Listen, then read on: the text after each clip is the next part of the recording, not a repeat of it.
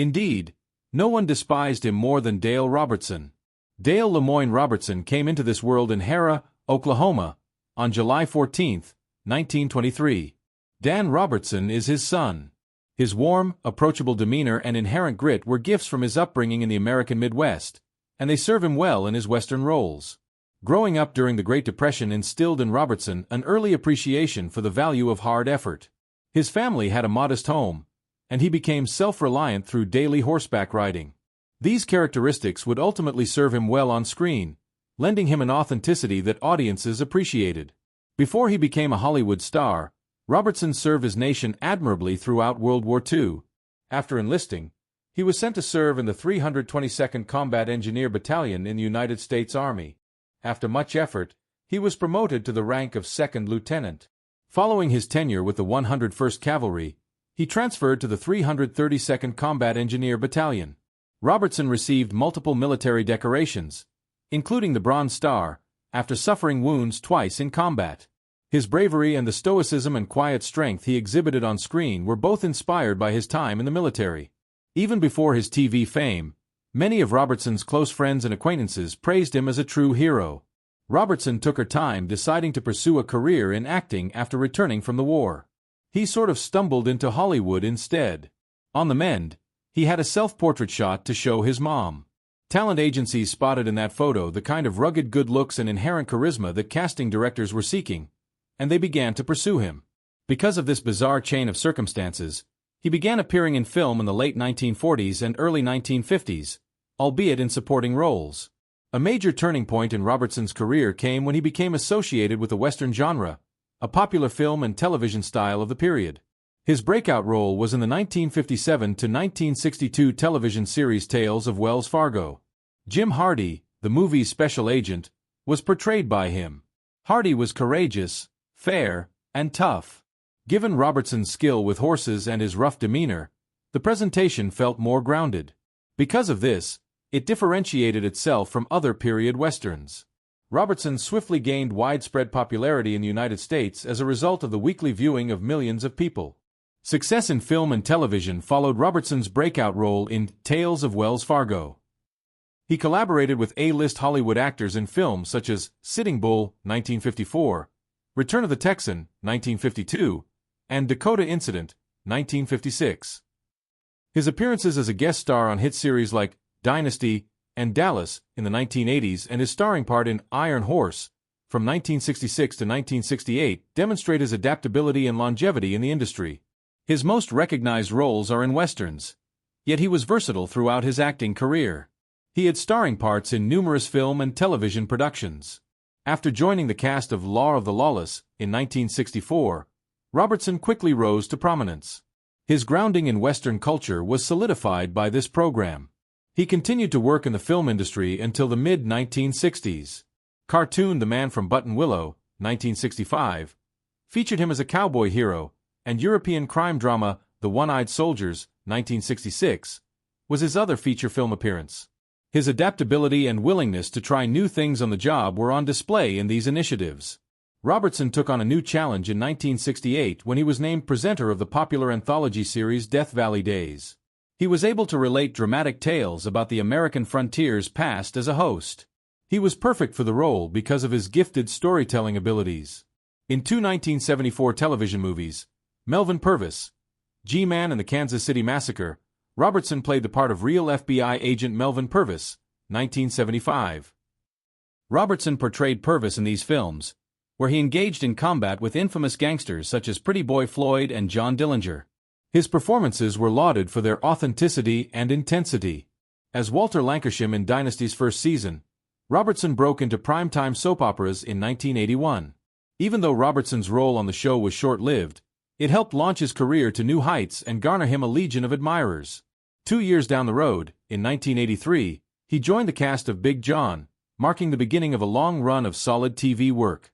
On the 1987 NBC crime drama J.J. Starbuck, he portrayed the protagonist, a wealthy Texan who left his business empire to pursue a career as a crime scene investigator. Robertson brought the role of J.J. Starbuck to life with his expansive demeanor and wealth of country wisdom. Fans of his will never forget the show, no matter how brief its run was. Even though his career was coming to an end, Robertson never let himself get bored.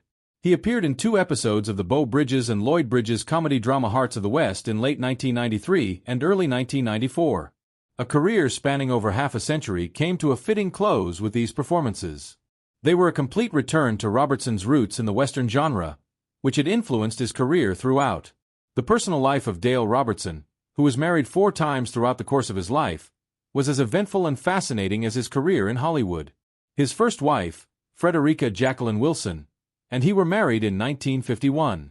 Their marriage garnered much attention, as Robertson was a burgeoning star in westerns during that period.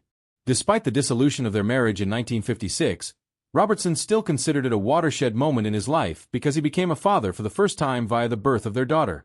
Despite their divorce, he remained dedicated to being a dad despite the long hours and frequent travel necessary by his job. He had a child with her that he would always cherish. His first marriage dissolved in 1956, and he wed actress Mary Murphy right after. Murphy rose to fame after co-starring with Marlon Brando in the 1953 film The Wild One. The wedding of 2 well-known figures in the entertainment industry captivated the audience. However, that same year saw the dissolution of their marriage. Their marriage was brief, leading many to speculate that they were too preoccupied with their Hollywood careers to give it their full attention. The marriage was effectively null and void as a result of the divorce, as if it had never taken place. Still, it's a fascinating anecdote from Robertson's life that demonstrates how difficult it was for performers to maintain a steady personal life while juggling the pressures of stardom. Robertson wed for the second time to Lula Mae Robertson in 1959. Until 1977, this marriage was considerably more robust, and it lasted for over 20 years. He increased his family size by having 2 daughters with Lula Mae. Robertson was renowned for his immense love for his children. In interviews, he frequently emphasized that his family came first, before his career. He wed Lula Mae while he was at the height of his acting career, appearing in series such as Iron Horse and Tales of Wells Fargo. Maintaining the public persona of a rugged leading man was challenging, but he treasured his time spent with his family. However, another lengthy chapter of his personal life came to an end when they divorced after 18 years of marriage. In 1980, Robertson tied the knot for the final time with Susan Robbins. After 33 years of marriage, Robertson passed away in 2013. Of all marriages, it was the longest. The bride, Susan, was much younger than Robertson when they were married. With her as his life partner, she provided him with stability and companionship as he aged. So that Robertson might have a life apart from the constant media scrutiny, they uprooted to Yukon, Oklahoma. Susan was by his side right up until the end of their marriage, and they loved and respected each other deeply. Regarding his own Hollywood work, the people he liked, or the individuals he didn't like, Dale Robertson never hesitated to say what was on his mind. Robertson had an extensive career in film and television, and he collaborated with numerous A-listers. However, there was one individual who, in his view, personified nearly all of his dislikes toward the entertainment industry. There was a man named Robert Taylor. He was one of MGM's most bankable actors from the 1930s through the 1950s, and he was a dashing leading man. "I truly hated him more than anyone," Robertson remarked repeatedly in private conversations and candid interviews when asked about him. They were different from Robertson in more ways than one, and that was why he didn't like them. Everything that was happening ran against his beliefs. Having grown up in Oklahoma, Robertson embodies the values of independence, honesty, and perseverance. To him, it was important for an actress to be authentic both on and off film. "An actor doesn't have to pretend to be a good man," he claimed on numerous instances. "He's either there or he's not." Because the camera captured it, onlookers in the crowd can discern the distinction.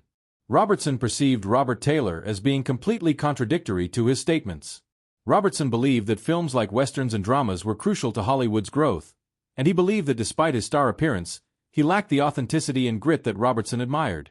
A statement made by Robertson states, "He was always worried about how people saw him."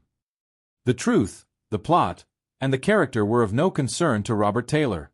Everything that mattered to him was how he appeared in the photo, with his hairstyle, chin angle, and lighting capturing his greatest features.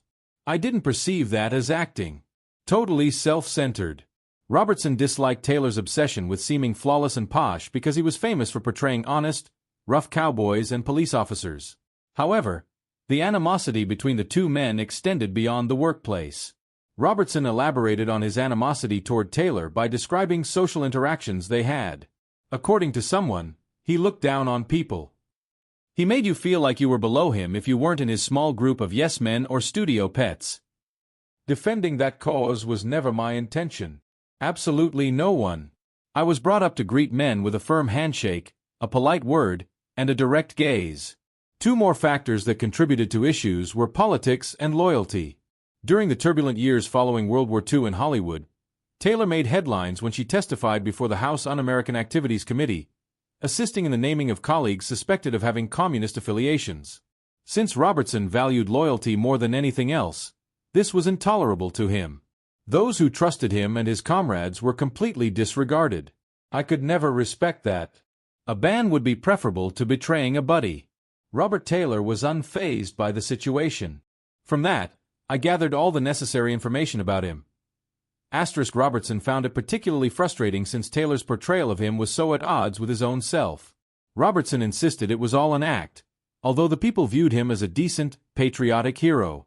An enraged Robertson proclaimed, Hollywood turned him into someone he wasn't. He was supposed to be the good guy, the strong, quiet man that women wish they had and men wish they could be. However, I was aware of the truth. His nice looks and record deals were just coverings for his true nature as a wimp. Angry with them, Robertson remained so throughout his life. Robertson continued in the same vein long after Taylor passed away in 1969. When questioned about whether his opinion had changed with the passage of time, he would just shake his head. As time goes on, you learn to forgive some people. Looking back, you see that they weren't so terrible. He is not the one. Upon first meeting, my impression of Robert Taylor was correct. He was a villain. If anything, the years just served to confirm my suspicions. Working in Hollywood, where everything was usually politically balanced, it was unusual to hear such strong views. But it didn't matter to Robertson. Even if he were to become a member of the Hollywood elite, he never truly desired it. He stated previously, I wasn't in this business to make friends in the studio cafeterias. I came to make money, tell stories, and play real men. I don't mind if that caused the wings to flap. I was more than pleased to ruffle Robert Taylor's feathers, though. Dale Robertson took great pride in being trustworthy, self-reliant, and loyal, whereas Robert Taylor exemplified the worst of Hollywood's dishonesty, superficiality, and falsehoods. Robertson developed lifelong friendships with numerous directors and actors, and he held many of his colleagues in high regard. However, he was unafraid to admit that Taylor was the only person he had no regard for. I've said it before, and I'll say it again. He was the one person I despised the most, and I never felt guilty about it. Under no circumstances. As his health deteriorated in his twilight years, Dale Robertson made the difficult decision to uproot from the home he had cherished for so long and settle in the San Diego area. His health was rapidly deteriorating, so this relocation was more than just a vacation. A challenge that would mark the conclusion of his incredible journey. San Diego became his final residence due to its proximity to contemporary medical facilities and seaside air. During his illness and physical decline, it brought him solace and support. During that time, the actor who always came out as strong, self-reliant, and energetic was secretly battling his deepest, darkest struggle away from the camera. He was a strong man at heart and mind, but he lost too much strength to fight off lung cancer and pneumonia. Robertson passed away on February 26, 2013, in La Jolla, California Scripps Memorial Hospital. His family and the compassionate doctors and nurses were there for him every step of the way. This man had lived to be 89 years of age. After a protracted illness, he finally passed away, ending the tragic tale of a remarkable life that had moved millions of people. Even in his final moments, he left an everlasting impression on the hearts of his admirers as a TV star, Hollywood cowboy, and a guy who carried himself with dignity.